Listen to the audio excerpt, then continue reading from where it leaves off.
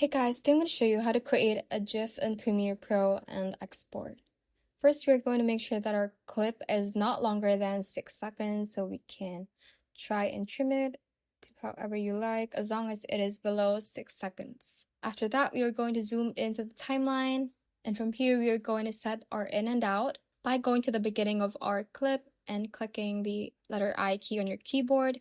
Now going to the end of our clip and hitting the letter O on your keyboard.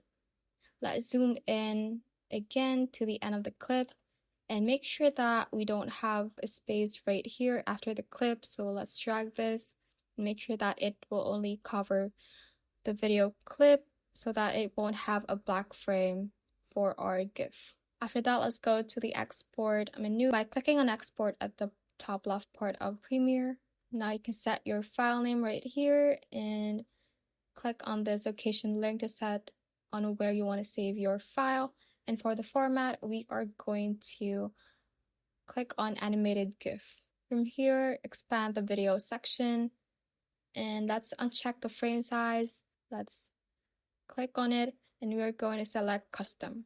For the width, we are going to set it to 256, and for the height, we are going to set it to 144. After that, just hit export at the bottom right, and that should export your GIF.